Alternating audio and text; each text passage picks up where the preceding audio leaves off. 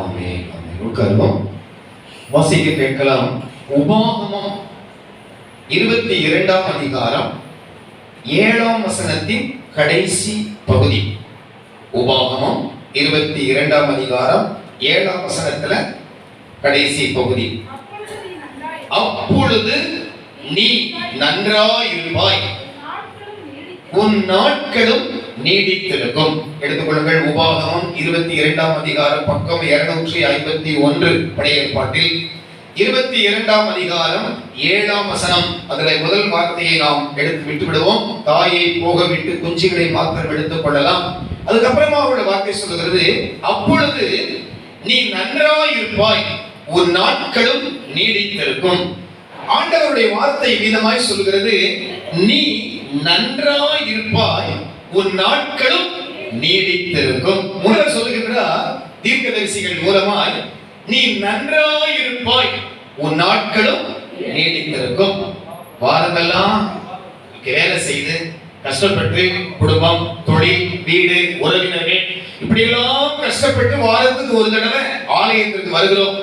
அங்கே வந்த போது பாஸ்டர் என்ன பிரசங்கம் பண்ணுகிறார், நீ சாகவே சாவாய், மரணத்தை காணாமல் உயிரோடு இருப்பவன் யார். இப்படி வாரம் பேசிட்டே இருக்கிறாங்க என்று நினைக்கலாம். இன்றைக்கு ஆண்டவர் சொல்லுகிறார், நீ நன்றாயிருப்பாய், உன் நாட்களும் நீடித்திருக்கும். மனிதர்கள் எப்பொழுதுமே ஒரு ஆசீர்வாதமான வார்த்தையை கேட்பதிலே விருப்பம் உள்ளவர்களாக இருக்கிறார்கள். ஆனால் ஆசீர்வாதமான வார்த்தையை சொல்வதற்கு அங்கே இருந்து கட்டளை வர வேண்டும். அங்கே இருந்து கட்டளை வந்தால் தான் நான் என்ன செய்ய முடியும், பிரசங்கம் பண்ண முடியும். இன்றைக்கு ஆண்டவர் சொல்லுகின்றார், நம்மை பார்த்து நீ நன்றாக இருப்பாய். உலகத்துல மனிதர்களை பார்த்து நீ நல்லா இருப்பீங்க அப்படின்னு சொல்லவே மாட்டாங்க. அது ஏனோ தெரியல, மற்றவர்களை பார்த்து நல்லா இருங்க, நல்லா இருப்பீங்க என்று சொல்வதே கிடையாது. அதெல்லாம் அப்படியே போயிருச்சு. அதில் ஆண்டவர் சொல்லுகிறார், உங்களை பார்த்து என்னை பார்த்து சொல்லுகிறார், நீ எப்படி இருப்பாய், நன்றாய் இருப்பாய். நாம் மற்றவர்களை வாழ்த்த வேண்டும். நல்லா இருப்பீங்க, நல்லா இருங்க, நல்லா இருங்க என்கின்ற வார்த்தையை இன்றைக்கு இந்த கடைசி காலத்துல கேட்க முடியவில்லை. சாபமான வார்த்தைகள், வேதனைப்படுத்துகின்ற வார்த்தைகள் இப்படிதான் உலகத்துல பெருகிக் கொண்டிருக்கின்றது. இன்றைக்கு ஆண்டவர் நம்மை பார்த்து சொல்லுகின்றார், நீங்கள் எப்படி இருப்பீங்க, நன்றாய் இருப்பீங்க. சபையாரே, உங்களை ஆண்டவர் இந்த வருஷத்துல எப்படி வைக்க போகின்றார், நன்றாய் வைக்க போகின்றார். ஆண்டவருடைய நாமத்திற்கு ஸ்தோத்திரம் உண்டாவதாக. நீங்க நல்லா இருப்பீங்க. பக்கத்துல ஒருத்தர் பார்த்து நீங்க நல்லா இருப்பீங்கன்னு சொல்லுங்க பார்க்கலாம். ஒருவர் என்ன செய்ய வேண்டுமா, வாழ்த்த வேண்டும் என்று வசனம் சொல்லுகின்றது. நான் நன்றாய் இருப்பதை ஆண்டவர் விரும்புகிறார். ஆண்டவர் எப்போதுமே அவருடைய பிள்ளைகள் எப்படி இருக்க வேண்டும், நல்லா இருக்கணுங்க. நன்றாய் இருப்பதை ஆண்டவர் விரும்புகிற தேவனாக இருக்கின்றார். ஆண்டவருடைய நாமத்திற்கு ஸ்தோத்திரம். இந்த நன்றாய் இருப்பது என்றால் என்ன, சுகமாய் இருப்பது, ஆரோக்கியமாக இருப்பது, ஆசீர்வாதமாக இருப்பது, செழிப்பாக இருப்பது, இவைகளுக்கெல்லாம் பெயர் தான் என்ன பேருங்க, நன்றாய் இருத்தல். ஆண்டவருடைய நாமத்திற்கு ஸ்தோத்திரம். ஆண்டவர் சொல்லுகின்றார், ஒருவரை ஒருவர் என்ன செய்ய வாழ்த்துங்கள். 2 கொரிந்தியர் 13ஆம் அதிகாரம் 12ஆம் வசனத்தை பார்க்கலாம். 2 கொரிந்தியர் 13:12. இந்த வசனம் சொல்கிறது, ஒருவரை ஒருவர் வாழ்த்துங்கள். ஒருவரை ஒருவர் பார்க்கும்போது நம்ம என்ன செய்வோம், ஒருத்தர் பார்க்கும்போது முதல்ல ஒரு கேள்வி கேட்போம். என்ன கேள்வி கேட்போம், நல்லா இருக்கீங்களா, நல்லா இருக்கீங்களா. அவங்க நல்லா இல்லாம இருந்தாலும் நாம் அவர்களை நல்லா வைக்க போறது இல்லை. ஆனா என்ன கேட்போம், நம்ம நல்லா இருக்கீங்களா, பிரதர் நல்லா இருக்கீங்களா. நான் கேட்பேன் நிறைய பேர், பிரதர் நல்லா இருக்கீங்களா, சகோதரி நல்லா இருக்கீங்களா. நல்லா இருக்கீங்களான்னு கேட்கும் போதே அவர்களுக்குள்ள என்ன உண்டாகுதுங்க, ஒரு மகிழ்ச்சி, ஒரு சந்தோஷம், ஒரு ஆனந்தம். எனவே ஆண்டவருடைய பிள்ளைகள் ஒருவரை ஒருவர் என்ன செய்ய வேண்டுமா, வாழ்த்த வேண்டும். நல்லா இருங்க, சுகமா இருங்க என்று வாழ்த்த வேண்டும். யாக்கோபு என்ன சொல்றார் தெரியுமா, தன்னுடைய ஒரு இடத்துக்கு போறான், அப்பா அம்மாவால விரட்டப்பட்டு தன்னுடைய மாமா வீட்டுக்கு ஓடி போறான். அப்படி ஓடி போகும்போது கடல், மன்னிக்கும், பாலைவனம், காடு, வனாந்திரம் இவைகளெல்லாம் கடந்து போகின்றான். கடந்து போகும்போது ஆட்டுக்கு தண்ணீர் காட்டுகின்ற மேய்ப்பர்கள் அங்கே இருக்கிறாங்க. மேய்ப்பர்கள் ஒருவரை ஒருவர் பார்த்துக்கிட்டு இருக்கிறாங்க. யாக்கோபு அங்கே வந்து சேர்கிறார். யாக்கோபு மேய்ப்பர்களை பார்த்து கேட்கிறார், இந்த நீங்கெல்லாம் எங்க இருக்கிறீங்க, எந்த ஊரை சார்ந்தவங்க என்று சொல்லும் போதே லாபானுடைய பிள்ளைகள் ராகேல், லேயா இவங்கெல்லாம் அந்த தண்ணி எடுத்து வர்றாங்க. அப்போ யாக்கோபு கேட்கிறாரு, தூரத்துல 2-3 சகோதரிகள் வர்றாங்க, அவங்க யாரு என்று கேட்கிறார். அவர் சொல்றார், அது லாபானுடைய பிள்ளைகள். அப்பொழுது யாக்கோபு மேய்ப்பர்களை பார்த்து கேட்கின்றார். வாசியுங்கள், ஆதியாகமம் 29ஆம் அதிகாரம் 5ஆம் வசனம் 6ஆம் வசனம். ஆதியாகமம் 29:5-6. அப்பொழுது அவன் லாபான் உங்களுக்கு தெரியுமா என்று சொல்லி கேட்கிறான். பாருங்க, கேட்கிறான், அவன் எப்படி இருக்கிறானா? சுகமா இருக்கிறானா? அவன் நல்லா இருக்கிறானா? என்னுடைய மாமா லாபான் சுகமா இருக்கின்றானா? ஒருவரை ஒருவர் மற்றவருடைய சுகத்தை விரும்ப வேண்டும். நீங்க நல்லா இருக்கீங்களா? நீங்க எப்படி இருக்கீங்க? சுகமா இருக்கிறீங்களா? உங்களுடைய சரீர பிரகாரமான வாழ்க்கை, உங்களுடைய ஆத்மீக வாழ்க்கை எப்படி இருக்கிறது? ரெபெக்காள் திருமணமாகி போகும்போது அவருடைய சகோதரர்கள் எல்லாம் எப்படி வாழ்த்தினார்கள் தெரியுமா? எங்கள் சகோதரியே கோடா கோடியாய் பெருகுவாயாக. ஆண்டவருடைய நாமத்திற்கு மகிமை உண்டாவதாக. கர்த்தருடைய பிள்ளைகள் ஒருவரை ஒருவர் வாழ்த்த வேண்டும். ஆண்டவருடைய நாமத்திற்கு மகிமை உண்டாவதாக. சிலர் எப்பொழுதுமே நல்ல வார்த்தையே பேச மாட்டாங்க. அவங்க வாயிலிருந்து வருவது கெட்ட வார்த்தையா வரும். கெட்ட வார்த்தை என்றால் அசிங்கமான வார்த்தை என்று சொல்லவில்லை. சிலர் சொல்லுவாங்க, எனக்கு எப்படி இருக்கீங்க? என்ன செய்ய, எப்போ மரணம் வரும் என்று எதிர்பார்த்து கொண்டிருக்கிறேன். நான் என்னத்த நல்லா இருக்கிறேன், அப்படி இருக்கிறேன், இப்படி இருக்கிறேன் அப்படியே சொல்லுவாங்க. ஆண்டவருடைய பிள்ளைகள் எப்பொழுதுமே நலமான வார்த்தைகள் பேச வேண்டும். படுக்கையில இருந்தாலும் சரி, நல்ல வார்த்தை பேசணும். கர்த்தர் என்னை பலப்படுத்துவார், கர்த்தர் எனக்கு சுகம் தருவார், கர்த்தர் என்னை ஆசீர்வதிப்பார். எதிர்மறையான வார்த்தைகளை பேசக்கூடாது, விசுவாச வார்த்தைகளை பேச வேண்டும். ஆண்டவருடைய பிள்ளைகள் அவ்வப்போது நல்ல வார்த்தை என்ன செய்ய வேண்டும்? அறிக்கை செய்ய வேண்டும். சில எலியாவை போல சொல்லுவாங்க, ஆண்டவரே நான் நல்லவன் அல்ல, நல்லவன் அல்ல, நல்லவன் அல்லன்னு சொல்லி சொல்லி கட்டுத்தட்டா முழுகுவார். எலியாவை சொல்லுங்க, எலியாவை படிச்சு பாத்தீங்கன்னா அப்பம் சுட சுட அப்பம் அதை சாப்பிட்டு என்ன சொல்வார்? என் பிதாக்களை பார்க்கலாம் நான் நல்லவன் அல்ல. அடுத்து என்ன சொல்றாரு? என்னை எடுத்துக்கொள்ளும் கர்த்தாவே, என்ன செய்ய போறேன்? நான் சாகணும் சாகணும் சாகணும். யாரெல்லாம் ஜெபத்துல ஆண்டவரே நான் சாகணும், ஆண்டவரே நான் சாகணும் அப்படின்னு சொல்றவங்க சீக்கிரமா சாகவே மாட்டாங்க. நீங்க தான் சாட்சி. நீங்க கேட்டிருக்கீங்க, என்னைக்கா கர்த்தர் உங்களை கொண்டிருக்காரு?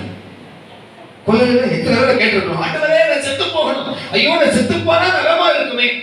செத்து போனா நலமா இருப்பதற்கு ஆண்டவருடைய அழைக்கவில்லை, ஆண்டவருடைய வாழ வைப்பதற்காக அழைத்திருக்கிறார். அலையில சொல்வமாக சாவை விரும்பாதே, அது நல்ல நல்ல ஆண்டவருடைய பிள்ளைகள் வாழ்வை விரும்புங்கள். இதுவரைக்கும் நடக்கிறவர் இனி நடத்த மாட்டாரா? இதுவரைக்கும் உன்னை போஷித்தவர் இனி போஷிக்க மாட்டாரா? ஆண்டவருடைய பிள்ளைகள் விசுவாச வார்த்தையை பேச வேண்டும். என்னை பலப்படுத்துகிற கிறிஸ்துவினாலே எல்லாவற்றையும் செய்ய எனக்கு பலன் உண்டு. ஆண்டவர் சொல்லுகிறார், ஒரு மனுஷனை பார்த்து நீ போகலாம், உன் வார்த்தையின்படியே உனக்கு, நீ எதை நினைக்கிறாயோ அதுதான் நடக்கும், நீ எதை சொல்லுகிறாயோ அதுதான் நடக்கும். நம்முடைய வார்த்தையின்படியே ஆக வேண்டும். எனவே வசனம் சொல்கிறது, உன்னுடைய வார்த்தையின்படியே உனக்கு ஆக கடவுது. ஆண்டவருடைய பிள்ளைகளே, ஆண்டவருடைய பிள்ளைகள் எப்பொழுதுமே நல்ல வார்த்தைகளை பேசப்படும். நான் நல்லா இருப்பேன், கர்த்தர் என்னை ஆசீர்வதிப்பார், கர்த்தர் என்னை உயர்த்துவார், கர்த்தர் என்னை மேன்மைப்படுத்துவார், நான் வாளாகாமல் தலையாவேன், கீழாகாமல் மேலும் அப்படி என்பதை தேவ பிள்ளைகள் சொல்ல வேண்டும். எதிர்மறையை யோசிக்க கூடாது. வெள்ளம் வரலாம், துன்பம் வரலாம், நெருக்கம் வரலாம், ஐயோ பயப்படாதீங்க, நீ தண்ணீர்களை கடக்கும் போது அவர் என்னோடு இருப்பார், நான் ஆறுகளை கடக்கும் போது அவைகள் என்னை புரளுவதில்லை. ஒருவேளை கடந்த வாரம் எல்லாம் நீங்கள் ஆண்டவற்றை புலம்பி இருக்கலாம், ஆண்டவரே ஏன் இவ்வளவு நெருக்கம், ஏன் இவ்வளவு வருத்தம், ஏன் இவ்வளவு பாடுகள், அவங்க எல்லாம் எப்படி இருக்கிறாங்க, அவங்க எவ்வளவு நல்லா இருக்கிறாங்க, எனக்கு மட்டும் ஏன் இவ்வளவு பாடு? வேண்டாம் ஆண்டவரே, போதும் கர்த்தாவே என்று சொல்லிக் கொண்டிருக்கிற உன்னை பார்த்து ஆண்டவர் சொல்லுகிறார், நீ நல்லா இருப்ப, நீ நன்றாய் இருப்பாய். ஆண்டவருடைய நாமத்திற்கு மகிமை உண்டாவதாக. என்னுடைய சுக வாழ்வை என் ஆண்டவர் விரும்புகிறார். எனக்கு வியாதி வரணும், படுக்கையில் இருக்கணும், ஆஸ்பத்திரிக்கு போகணும் என்பது தேவ சித்தம் அல்ல. நான் சுகமாய் இருக்கிறோம். அதான் வசனம் சொல்கிறது அல்லவா, உன் சுக வாழ்வை துளிர்க்க செய்கிற தேவன். நான் சுகமாய் இருப்பதை ஆண்டவர் எதிர்பார்க்கிறார். பிசாசு என்ன எதிர்பார்க்கிறார் தெரியுமா? திருடன் திருடவும் கொல்லவும். பிசாசு வேதனையை கொண்டு வர நினைப்பான், அடிக்க நினைப்பான், சுரண்ட நினைப்பான், எல்லாவற்றையும் பிடிக்க நினைப்பான். கர்த்தரோ என் சுகத்தை விரும்புகிறவர். ஆண்டவர் என்னுடைய ஆரோக்கியத்தை விரும்புகிறவர். சமாதானத்தோடு படுத்துக்கொண்டு நித்திரை செய்வேன். கர்த்தாவே நீர் ஒருவரே என்னை சுகமாய் தங்க பண்ணுகிறேன். நம்முடைய சுகத்தை விரும்புகிற தேவன். தூக்கத்துல கூட பரவாயில்ல என்று நம்மை விட்டு வைக்கின்ற தேவன். நம்முடைய ஆகாரத்தை, நம்முடைய தண்ணீரை ஆசீர்வதிக்கிற தேவன். என்னுடைய சுகத்தை விரும்புகிற தேவன் என் ஆண்டவர் ஒருவர் மட்டும்தான். ஒரு ஆமென் என்று சொல்லுவோமாக. ஒரு 20 நாளைக்கு முன்னாடி, 25 நாள் முன்னாடி நல்லா தூங்கிட்டு இருந்தேன். தூங்கிட்டு இருக்கும்போது ஒரு சத்தம் ஒண்ணு கேட்டுச்சு. ஏற்கனவே அவனுக்கு சொல்லி இருக்கிறேன், நீ எங்க வரக்கூடாது, என்னுடைய வீட்டை சுற்றி வரக்கூடாதுன்னு சொல்லியிருக்கேன். யார? அந்த சாமக்கூட. 2 மணி தெரியல, திடீர் சத்தம் கேட்டுச்சு. உடனே ஆவி சொல்றான், நீ வரக்கூடாதுன்னு சொல்லியிருக்கேன். எப்படி வர? அவனுக்கு சத்தம் இல்லவே இல்லை அப்படின்னு சரி போயிடுச்சு. ஏன் சொல்ல வருகிறேன் என்றால், என்னுடைய தூக்கத்தை கூட சாத்தான் கெடுப்பதற்கு ஆண்டவருக்கு விருப்பம் இல்லை. அவர் என்னை சுகமாய் தங்க பண்ணுகிற தேவன். ஆண்டவர் நம்முடைய சுகத்தை விரும்புகிறவர். உங்களுடைய உடல் ஆரோக்கியத்தை விரும்புகிற நல்ல ஆண்டவர் நமக்கு இருக்கின்றார். உலகத்தில் இருக்கின்ற மற்றவைகள் எல்லாம் என் ஜீவனை எடுக்கும், என்னுடைய சரீரத்தை பிக்கும். ரொம்ப சந்தோஷப்படுகின்றேன் நம்முடைய ஆண்டவருக்காக, இந்த கிறிஸ்தவ ஜீவியத்திற்காக. நல்ல வேளை கிறிஸ்தவ ஜீவியம் செய்து ஆண்டவர் சொல்றாரு, 7 நாளும் ஆண்டவருடைய பிள்ளைகள் எப்படி இருக்க வேண்டுமா? மகிழ்ச்சியா இருக்க வேண்டும், சந்தோஷமாக இருக்க வேண்டும். என்னுடைய சந்தோஷத்தை விரும்புகிற ஆண்டவர் அவர். என்னுடைய சந்தோஷத்தை நிறைவேற்றுகிற ஆண்டவர். கறி கேட்டா கூட கறி கொடுக்கிறார், டீ கேட்டா டீ கொடுக்கிறார், மீன் கேட்டா மீன் கொடுக்கிறார். உங்களுக்கு கொடுக்கிறாரா? எனக்கு கொடுக்கிறார். உங்களுக்கு கொடுக்கிறாரா தெரியல. என்னுடைய தேவையை அறிந்து அவ்வப்போது என்ன செய்ய வேண்டும்? சரியாய் நேர்த்தியாய். சிலருக்கு எப்ப பார்த்தாலும் சிக்கன் தான், எப்ப பார்த்தாலும் கறி, எப்ப பார்த்தாலும் கறி. ஆண்டவருடைய நாமத்திற்கு ஸ்தோத்திரம் உண்டாவதாக. நம்முடைய ஆண்டவர் நம்மை கொழுமையாய் போஷிக்கின்ற ஆண்டவர், மதுரமாய் போஷிக்கின்ற ஆண்டவர். ஆண்டவருடைய நாமத்திற்கு ஸ்தோத்திரம். என் சுகத்தை விரும்புகிற ஆண்டவர். எனக்கு உடம்பு சரியில்லாம ஆகணும், காய்ச்சல் வரணும், கை கால் எல்லாம் முடங்கணும், ஆஸ்பத்திரியில கிடக்கணும், இது கிறிஸ்தவம் அல்ல. இதை ஆண்டவர் வெறுக்கிறார்.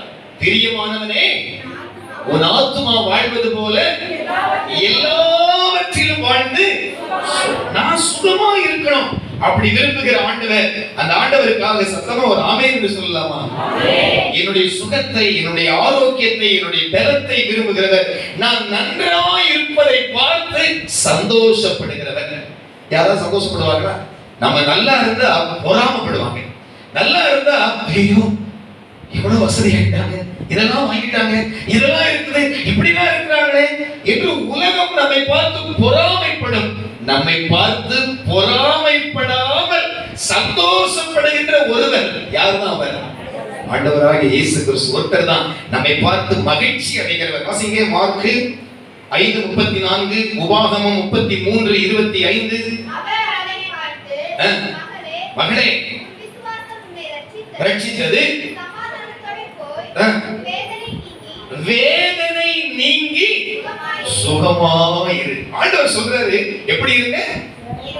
வேதனை நீங்கி சுகமாயிருங்க. கர்த்தருடைய பரிசுத்த நாமத்திற்கு ஸ்தோத்திரம். ஆண்டவர் நம்மை சுகித்திருக்க பண்ணுகிற தேவன், சுகமாய் வாழ வைக்கின்ற ஆண்டவர். 33:25 என்ன சொல்கிறது? உபாகமம் இருக்கும். உன் நாட்களுக்கு தக்கதாக, உன் நாட்களுக்கு தக்கதாக என்ன இருக்கும்? பலன். 20 வயசுல என்ன பலன்? அந்த பலன் இருக்கும். 30 வயசுல என்ன பலன்? அந்த பலன் இருக்கும். 40 வயசுல என்ன பலன்? 60 வயசுல என்ன பலன்? 70 வயசுல என்ன பலன்? 70 வயசுல இருக்க வேண்டிய பலன் 30 வயசுல இருந்தா என்ன ஆகும்? ஒண்ணும் ஆகாது. 70 வயசுல இருக்க வேண்டிய பலன் 30 வயசுக்கு வரக்கூடாது. நாட்கள் செல்ல செல்ல கர்த்தர் நம்ம என்ன செய்கிற தேவன்? பலப்படுத்துகிற தேவன். முதல்ல வாசித்தோம், நீ நன்றாய் இருப்பாய், உன் நாட்களும் நீடித்திருக்கும். இந்த வாக்குத்தத்தத்துக்காக கர்த்தருக்கு நான் நன்றி செலுத்துகின்றேன். ஆண்டவர் தம்முடைய பிள்ளைகளை பாதி வயசுல எடுக்க மாட்டார். வயசாயினா சாகணும். ஆண்டவர் நமக்கு என்ன ஆயுசை கொடுக்கின்றவர்? தீர்க்காயுசை கொடுக்கின்றவர். ஆண்டவருடைய பிள்ளைகளுக்கு, ஆண்டவரை தேடுகின்ற பிள்ளைகளுக்கு தாவீது சொல்லுகிறார் அல்லவா, ஆண்டவரே பாதி வயதில் என்னை எடுத்துக் கொள்ளாதிரும். ஆண்டவரை தேடுகிற பிள்ளைகளுடைய வாழ்க்கை தீர்க்காயுசை கர்த்தர் தருகிறவர். உங்களை போல் ஒத்த வயதானவர்கள் இப்ப நடக்க முடியாம போயிட்டாங்க, வீட்டுல கிடக்குறாங்க, கம்பு ஒழிக்கிட்டு இருக்கிறாங்க, படுத்த படுக்கையா இருக்கிறாங்க. ஆனால் என்னை ஆண்டவர் பலப்படுத்தி இருக்கிறார் என்று சொன்ன வயசானவங்க மட்டும் ஒரு அறிவியல் சொல்ல பார்க்கலாம். ஆண்டவரை பலப்படுத்துகிறார். உங்களை போல் ஒத்தவர்கள் எல்லாம் வீட்டுல முடங்கிட்டாங்க, பலவீனமா இருக்கிறாங்க. ஆனால் ஆண்டவர் நம்மை பலப்படுத்துகிறார். ஏனென்றால் உன் நாட்களுக்கு தக்கதால் உனக்கு என்ன இருக்கும்? பலன் இருக்கும். ஆண்டவருடைய நாமத்திற்கு ஸ்தோத்திரம். நம்முடைய நாட்களை ஆண்டவர் எதோடு ஒப்பிடுகிறார் தெரியுமா? வாசியுங்கள். ஏசாயா தீர்க்கதரிசன புத்தகம். நம்முடைய நாட்களை ஆண்டவர் எதற்கு ஒப்பிடுகிறார்? ஏசாயா 65ஆம் அதிகாரம் 22ஆம் வசனம். ஏசாயா 65 22.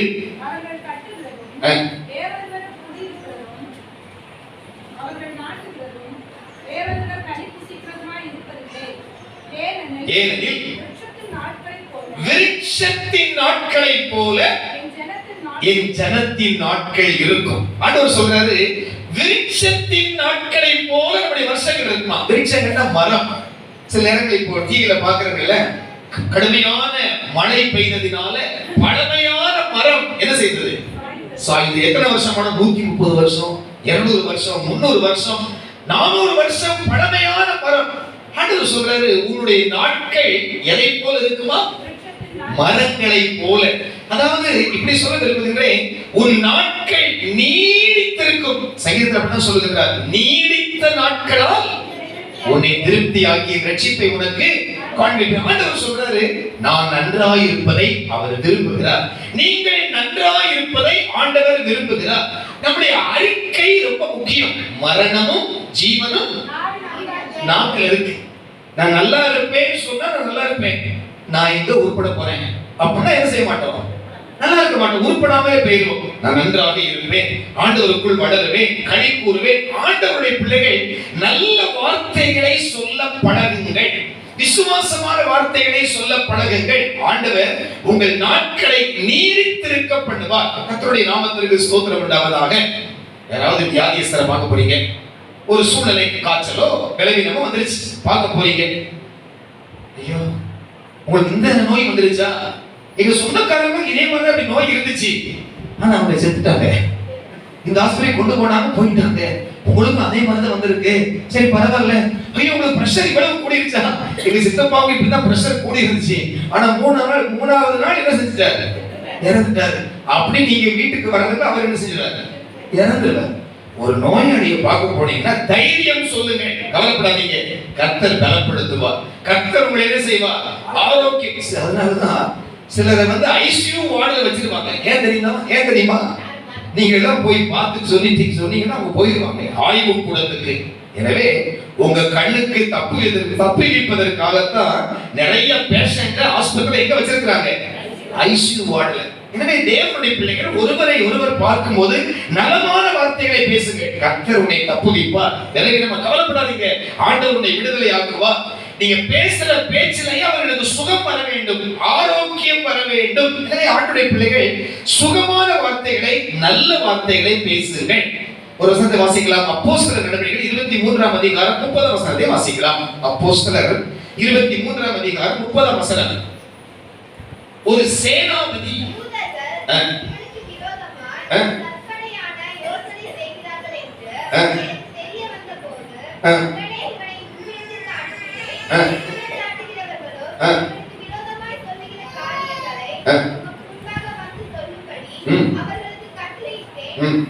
சுகமாயிருப்பீராக.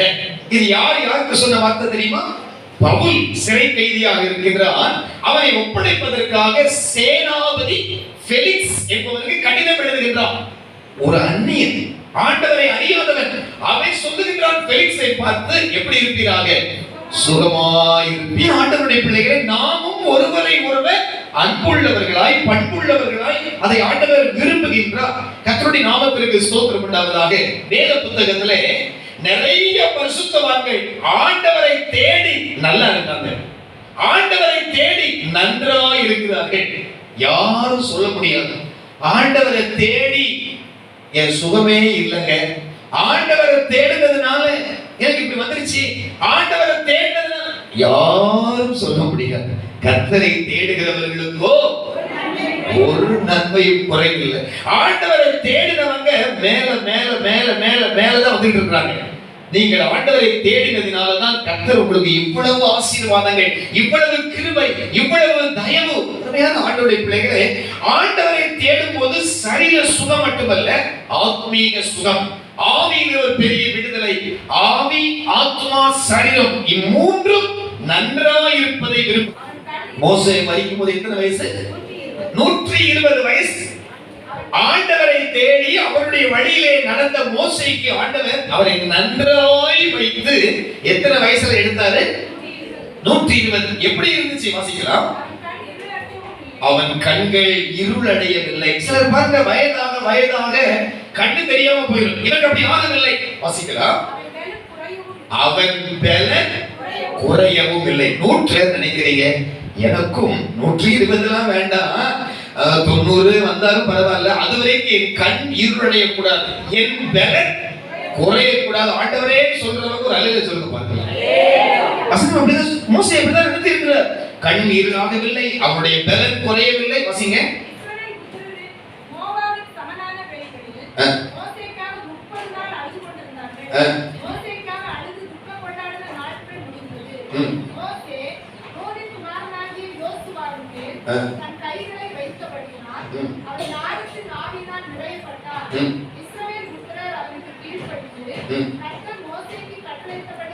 செய்தார்கள். எகிப்து தேசத்திலே பார்வோனுக்கும்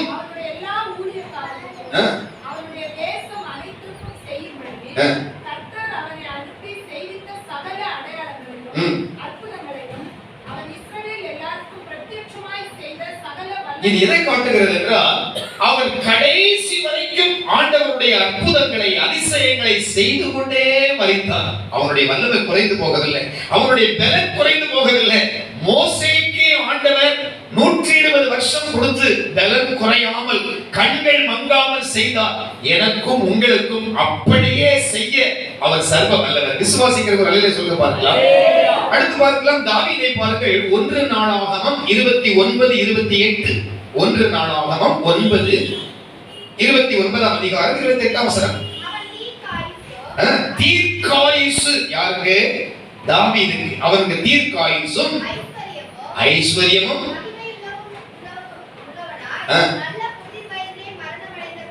நல்ல முதிர் வயதிலே மரணம் அடைந்த பின்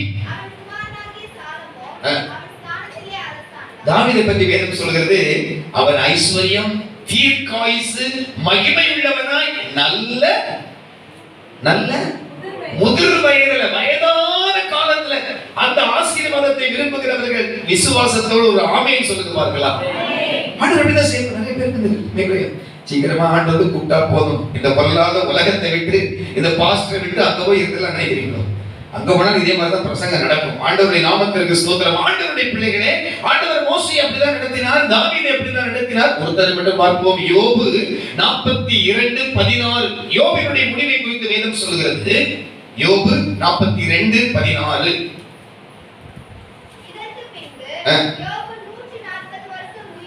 உயிரோடு இருந்து 4 தலைமுறையாக தன் பிள்ளைகளையும் பிள்ளைகளுடைய பிள்ளைகளையும் கண்டான்.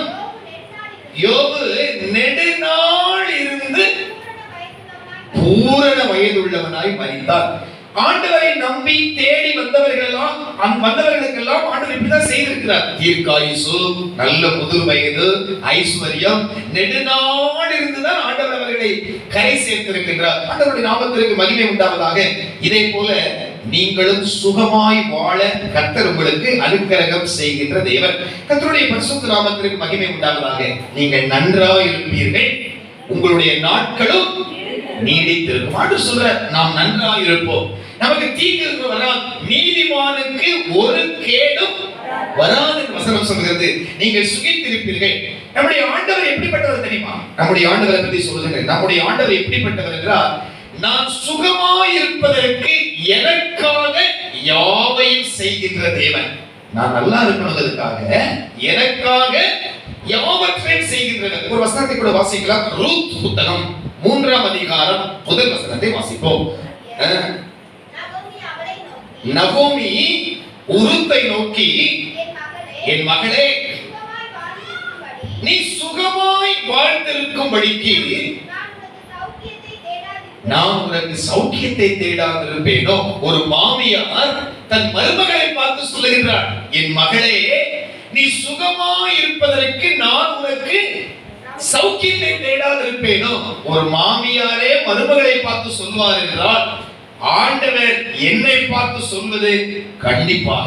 ஆண்டவர் சொல்லுகிறார், என் மகனே, நீ சுகமாய் வாழ்வதற்கு நான் உனக்கு சௌக்கியத்தை தேடாதிருப்பேனோ. நான் சுகமாய் வாழ்வதற்கு எனக்காக ஆண்டவர் யாவற்றையும் செய்கின்ற தேவன். அந்த ஆண்டவரை ஒரு தடவை கூட ஒரு அல்லேலூயா சொல்லலாமா? ஆண்டவர் சொல்றார், நான் நல்லா இருப்பதற்காக செய்கிறேன். சில பெற்றோர்கள் சொல்லுவாங்கல்ல, நான் தான் கஷ்டப்பட்டேன், என் பிள்ளைகளாவது நல்லா இருக்கும். நான் பட்ட கஷ்டம் பிள்ளைப்படக்கூடாது. பிள்ளைகள் நல்லா இருப்பதற்காக பெற்றோர்கள் சேர்த்து வைக்கிறாங்க. பிள்ளைகளுக்கு பெற்றோர் சொத்து சேர்த்து வைக்கணுமா? பெற்றோருக்கு பிள்ளைகள் சொத்து. தகப்பன் நான் சுகமாய் இருப்பதற்காக எனக்காக அவர் யாவற்றையும் செய்து வைத்திருக்கிறார். அல்லேலூயா. எனக்காக யாவற்றையும் சேர்த்து வைத்திருக்கிறார். அதை நாம் சுதந்திரித்துக் கொள்ள வேண்டும். இந்த செய்திக்கு பின்பு நீங்கள் அத்தனை பேரும் நன்றாய் இருப்பீர்கள். ஒரு ஆமென் என்று சொல்வோமாக. ஏனென்றால் நான் நன்றாய் இருப்பதை ஆண்டவர் விரும்புகிறார். சரி, யார் நன்றாய் இருப்பார்? 4 பாயிண்ட் சொல்லி கொடுக்க போறேன். எல்லாரும் இல்லை, இதை செய்கிறவங்க மட்டும்தான் நல்லா இருப்பாங்க. எப்படி வாசிக்கலாம்? உபாகமம் எழுதின புத்தகம் 5ஆம் அதிகாரம் 29 வசனத்தை வாசிப்போம். உபாகமம் 5:29.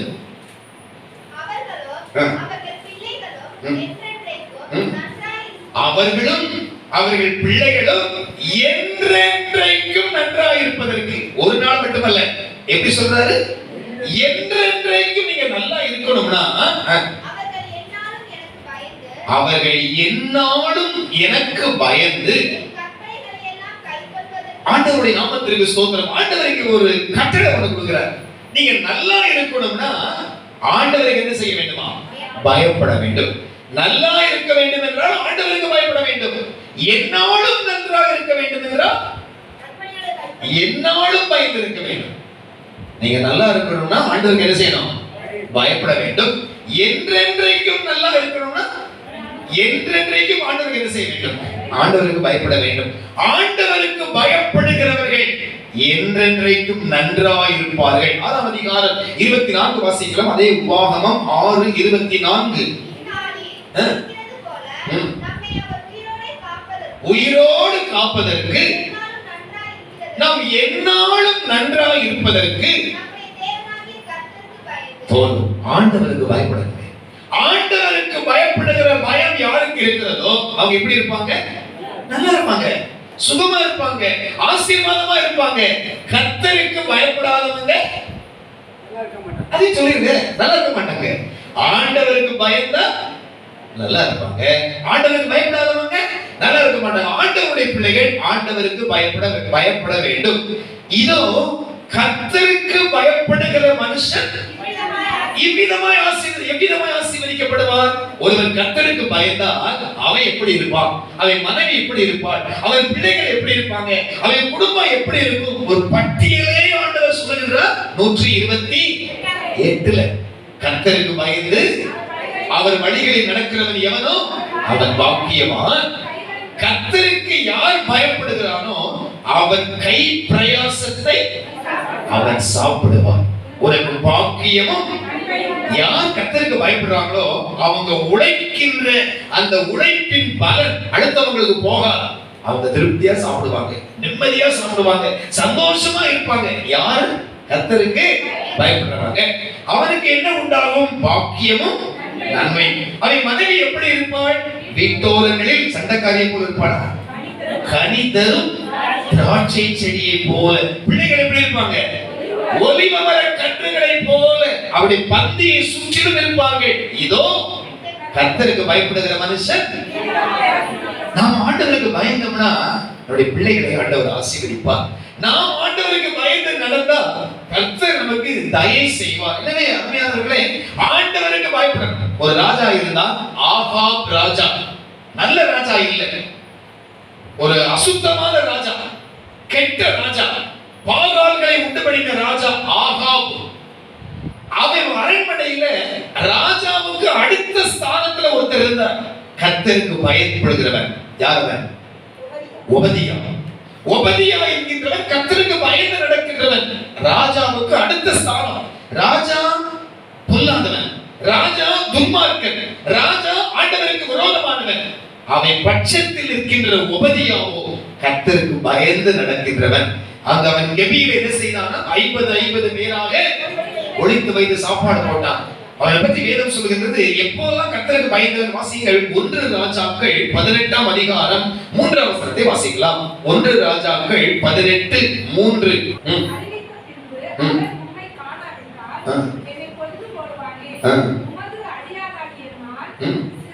சிறு வயது முதல் கர்த்தருக்கு பயந்து நடக்கின்றவன்.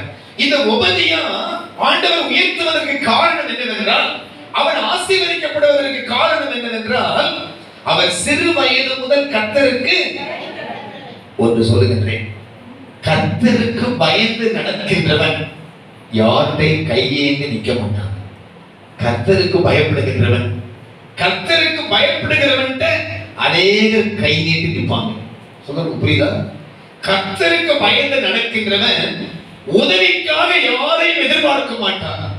கர்த்தருக்கு பயந்து நடக்கின்றவன் அநேகருக்கு என்ன செய்வான்? தாராளமாக உதவி செய்வான், தாராளமாக மற்றவர்களுக்கு உதவி செய்வான். அருமையானவர்களே, நாம் அநேகருக்கு உதவி செய்ய வேண்டும், நாம் அநேகரை காப்பாற்ற வேண்டும், நாம் அநேகரை போஷிக்க வேண்டும். கர்த்தருக்கு பயப்படுகிற பயம் யாருக்கு இருக்கிறதோ அவங்க கண்டிப்பா மற்றவர்கள் என்ன செய்வார்கள்? உதவி செய்வார்கள். புதிய ஏற்பாட்டு காலத்திலே ஒருவர் கர்த்தருக்கு பயந்து நடந்தான். ஜெப வேளையாகிய 9ஆம் மணி நேரத்திலே வானங்கள் திறந்திருக்கு, அவன் ஜெபிப்பான், தேவதூதன் வருவான், உன்னுடைய ஜெபங்களும் தான தர்மங்களும் தேவனுக்கு முன்பதாக எட்டப்பட்டது என்று சொன்னான். அவனும் அவன் வீட்டார் அனைவரும் தேவ பக்தி உள்ளவர்கள். யார் அவன்? கொர்நேலியு. ஆண்டவருக்கு பயந்து நடந்தவன். ஆண்டவருக்கு பயப்படுகிறவனுக்கு ஆண்டவர் தரிசனங்களை தருவார். அருமையானவர்களே, கர்த்தருக்கு பயப்படுகிற பயம் உங்களுக்கு இருக்கா? ஆண்டவருக்கு பயப்படணும். ஆலயத்திற்குள்ள வந்த உடனே கர்த்தரை குறித்த பயம், ஆண்டவரை குறித்த அந்த பய உணர்வு. கர்த்தரை தேடி வந்திருக்கின்றேன், ஆண்டவரை தேடி வந்திருக்கின்றேன். எனவே ஆண்டவருடைய பிள்ளைகள் ஆண்டவருக்கு பயப்பட வேண்டும். உலகத்தில் இருக்கிறவர்கள் சாதாரண விக்கிரகங்களுக்கு முன்பதாக எவ்வளவு பணிந்து குனிந்து எவ்வளவு பயபக்தி. இந்த ஆண்டவரை தேடுகிற பிள்ளைகளுக்கு ஆண்டவரை குறித்த பயம் இல்லை, ஆலயத்தை குறித்த பயம் இல்லை, ஆண்டவரை குறித்த பயம். ஆண்டவர் சொல்றார் மல்கியாவில, நான் எஜமானான ஆனால் எனக்கு பயப்படும் பயம் எங்கே? ஆண்டவருக்கு பயப்பட, ஐயோ இதை செய்யக்கூடாதுங்க, இதை பார்க்க கூடாது, இதை சாப்பிடக்கூடாது, இங்க போக கூடாது, இது எங்க ஆண்டவருக்கு பிடிக்காது, நான் செய்ய மாட்டேன்.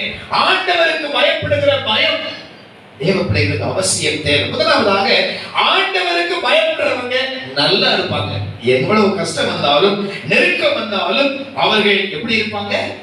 நன்றா இருப்பார்கள். கர்த்தருக்கு பயப்படுகிற பயம். இரண்டாவதாக வாசிக்கலாம், உபாகமம் 6ஆம் அதிகாரம் 3ஆம் வசனம். உபாகமம் 6:3.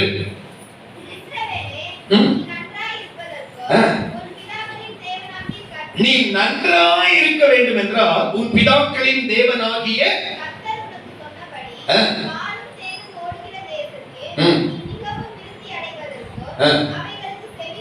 செவி கொடுத்து அதை செய்வதற்கு கவனமாகிரு. ஆண்டவர் என்ன சொல்லுகிறார் என்றால், ஆண்டவருடைய பிரமாணங்களை கேட்கணும். இந்த உபதேசம் பண்றதுல பிரசங்கம் பண்றதை கேட்கணும். என்ன பிரசங்கம், என்ன வார்த்தை, என்ன வசனம். நிறைய பேருக்கு ஞாயிற்றுக்கிழமை பண்ற பிரசங்க ஞாபகம் வர, அதுல எப்பொழுதோ ஒரு தடவை ஒரு கதை சொல்லியிருப்பாங்க. அந்த கதை கரெக்டா தெரியும். கதை தெரிஞ்சு பிரயோஜனம் இல்லை. என்ன தெரிய வேண்டும்? வார்த்தை என்ன சொன்னாங்க? ஆண்டவருடைய நாமத்திற்கு ஸ்தோத்திரம். ஆண்டவருடைய வார்த்தைக்கு செவி கொடுக்க வேண்டும். பிரசங்கத்தை கேட்கிறவங்க நல்லா இருப்பாங்க. ஒரு அல்லேலூயா சொல்லுவோம். நீங்க எல்லாம் பிரசங்கத்தை செய்து கொண்டிருக்கிறீர்கள், கேட்டுக் கொண்டிருக்கிறீர்கள். பிரசங்கத்துக்கு செவி கொடுக்க வேண்டும். ஆண்டவர் சொல்லுகிறார் சங்கீதத்திலே, என் ஜனம் எனக்கு செவி கொடுத்தால் நலமா இருக்கும். 81ஆம் சங்கீதம் 11:12 சொல்லுகிறார், நான் கூப்பிட்டுக்கிட்டே இருக்கிறேன், அவங்க கேட்க மாட்டேங்கிறாங்க.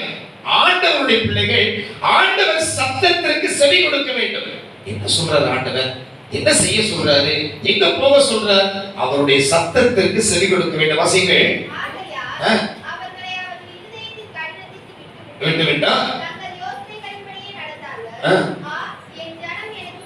என் ஜனம் எனக்கு செவி கொடுத்தா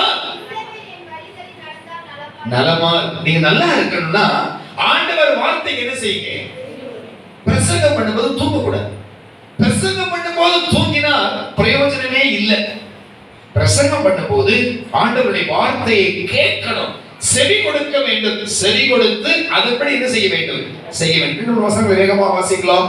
உபாகமம் 6ஆம் அதிகாரம் 18-19, உபாகமம் 12ஆம் அதிகாரம் 25ஆம் வசனம், உபாகமம் 6ஆம் அதிகாரம் 28ஆம் வசனம், உபாகமம் 4ஆம் அதிகாரம் 40ஆம் வசனம். நீ நன்றாய் இருக்க வேண்டும் என்றால்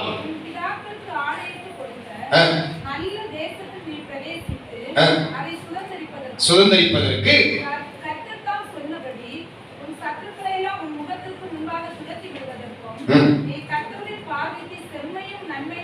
செம்மையானதை செய்தார். இந்த வசனங்களை வீட்டுல நீங்க படிச்சு பாருங்க.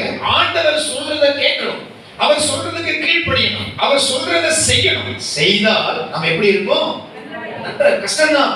ஆண்டவருடைய கட்டளைகள் அப்படிதான் இருக்கும். அதை செய்யும் போது, கீழ்ப்படியும் போது ஆசீர்வாதம். முதல்ல நாம் நன்றாய் இருப்பதற்கு ஆண்டவருக்கு என்ன செய்ய வேண்டும்? பயப்பட வேண்டும். இரண்டாவதாக நான் நன்றாய் இருப்பதற்கு அவருடைய வார்த்தையை கேட்கணும், அவருடைய வார்த்தைக்கு செவி கொடுக்கணும், அவருடைய வார்த்தையின்படி செய்யணும். அதுதான் ஆண்டவர் எதிர்பார்க்கிறார், அதுதான் ஆண்டவர் விரும்புகிறார். நிறைய பேர் இன்னைக்கு வரல, தடை இருந்தது, மழை இருந்தது, தடையையும் மீறி வந்திருக்கின்றோம். வசனத்தை கேட்க வந்தவர்கள் பாக்கியவான்கள். நீங்க எப்படி இருப்பீங்க? நல்லா இருப்பீங்க. மூன்றாவதாக யார் நல்லா இருப்பாங்க? வாசிக்கலாம். உபாகமம் 5:16. உன் நாட்கள் நீடித்திருப்பதற்கு, நீ நன்றாய் இருப்பதற்கு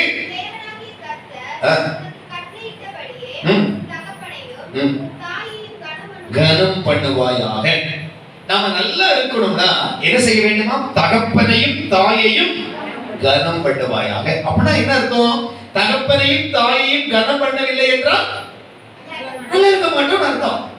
ஒரு பிள்ளைகள் உங்களுடைய குடும்ப வாழ்வு நல்லா இருக்க வேண்டும் என்றால் உங்கள் பெற்றோரை என்ன செய்ய வேண்டும்? கனம் பண்ண வேண்டும். கனம் பண்ண வேண்டும் என்றால் பெற்றோருக்கு செய்ய வேண்டிய கடமைகள், அவர்களுக்கு செய்ய வேண்டிய விஷயங்கள். நீ எத்தனையோ பேர் தங்களுடைய பெற்றோரை நடு ரோட்ல விட்டுட்டாங்க. எப்படி போ, எப்படி சாப்பிடு, எப்படி இருந்துட்டு போ. வேதம் சொல்கிறது, தகப்பனையும் தாயையும் தூஷிக்கிறவனுடைய கண்களை நதியின் காகங்கள் பிடுங்கும். தகப்பனை கனம் பண்ணணும், தாயை நேசிக்க வேண்டும், அவர்கள் செய்ய வேண்டிய கடமைகள், பொறுப்புகள் யாவற்றையும் செய்ய வேண்டும். அருமையான பிள்ளைகளே, உங்கள் பெற்றோரை மதிங்க, மிதிக்காதீங்க. உங்கள் பெற்றோரை கனம் பண்ணுங்க, அவர்கள் சொல்லுகின்றதற்கு கீழ்ப்படியுங்கள். தாயையும் தகப்பனையும் கனம் பண்ண வேண்டும் என்று ஆண்டவர் எதிர்பார்க்கின்றார். நீங்க நல்லா இருக்க வேண்டும் என்றால், உங்கள் நாட்கள் நீடித்திருக்க வேண்டும் என்றால், உங்கள் பெற்றோர் என்ன செய்ய வேண்டும்? சாப்பாடு கொடுங்க, போஷிங்க, செய்ய வேண்டிய கடமையை செய்யுங்க. தகப்பனையும் தாயையும் யார் மதிக்கிறாங்களோ, சொல்றத கேட்கிறாங்களோ, அவங்க எப்படி இருப்பாங்க? நல்லா இருப்பாங்க. அவங்க நாட்களும் எப்படி இருக்கும்? நீடித்திருக்கும். இங்க வயதானவங்க உட்கார்ந்து இருக்காங்க. ஏன் இவ்வளவு வயசுக்கு அப்புறம் இருக்கிறாங்கன்னா, இவங்க அப்பா அம்மாவை கனம் பண்ணி இருக்கிறாங்க. அதனாலதான் அவர்களுக்கு ஆண்டவர் இந்த தீர்க்க ஆயுசை தந்திருக்கின்றார். ஒரு ஆமென் என்று சொல்வோம். நாம் நல்லா இருக்க வேண்டும் என்றால் கர்த்தருக்கு பயப்பட வேண்டும். என்னாலும் நல்லா இருக்க வேண்டும் என்றால் ஆண்டவருடைய வார்த்தைக்கு செவி கொடுக்க வேண்டும், அவருடைய வார்த்தையை கேட்கணும், அதன்படி செய்ய வேண்டும். நாம் நன்றாக இருக்க வேண்டும் என்றால் மூன்றாவது, தகப்பனையும் தாயையும் கனம் பண்ண வேண்டும். அவர்களுக்கு செய்ய வேண்டிய கடமைகள், அவர்களுக்கு செய்ய வேண்டிய ஆற்ற வேண்டிய பணிகளை ஆண்டவருடைய பிள்ளைகள் செய்ய வேண்டும். கடைசியா வாசித்து நிறைவு செய்வோம். யோபு 23ஆம் அதிகாரம் 3ஆம் வசனம். நாம் நன்றாக இருக்க என்ன செய்ய வேண்டும்?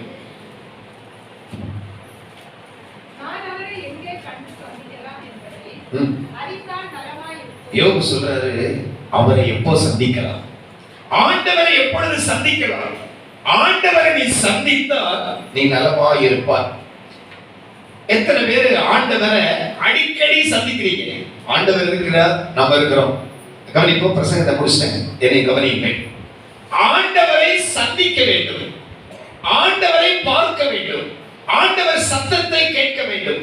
எத்தனை பேர் ஆண்டவரை அடிக்கடி சந்திக்கிறீங்க? நான் ஆண்டவரை அடிக்கடி சந்திக்கிறேன் சொல்றவங்க அல்ல சொல்லுவாங்க. சிலர் ஆண்டவரை எப்பயோ ஒருக்க சந்திப்பாங்க, வாரத்துக்கு ஒரு நாள் ஞாயிற்றுக்கிழமை, சிலர் 10 நாளைக்கு ஒருக்கா, சிலர் ஒரு மாசத்துக்கு ஒரு தடவை, சிலர் வருஷத்துக்கு ஒரு தடவை சந்திப்பாங்க. தேவ பிள்ளையே, நீயும் ஆண்டவரும் சந்தித்து என்றால் அவரோடு பேசி இணங்கி உறவாடி அவரோடு கூட அன்பை பரிமாறி அதுதான் சந்திப்பு. அந்த சந்திப்பு இருக்கிறதே அது ரொம்ப ரொம்ப பெருசுங்க.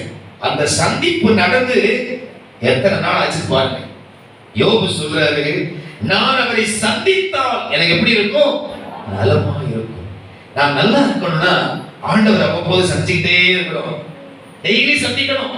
டெய்லி அவருக்கும் எனக்கும் உள்ள அந்த உறவு, அவருக்கும் எனக்கும் உள்ள அந்த தொடர்பு சரியா இருக்கணும். அது சரியா இருந்தால் நாம் எப்படி இருப்போம்? நன்றா இருப்போம்.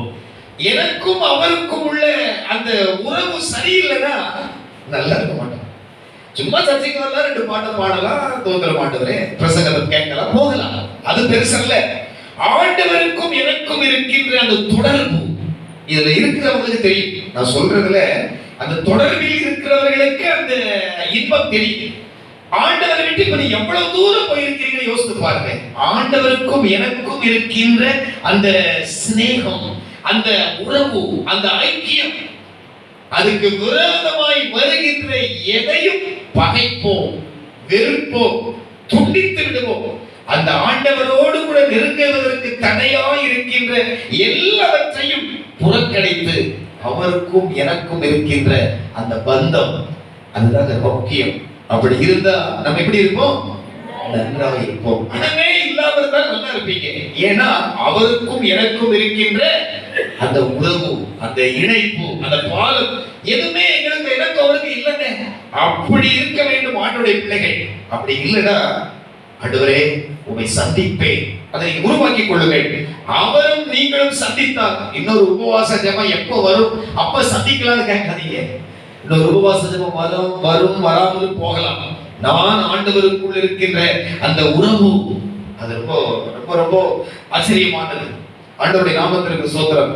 நானும் அவரும் நானும் ரொம்ப ரொம்ப ரொம்ப அது சொல்ல முடியல. அப்படி இருக்க வேண்டுங்க. ஆண்டவருடைய நாமத்திற்கு மகிமை உண்டாவதாக.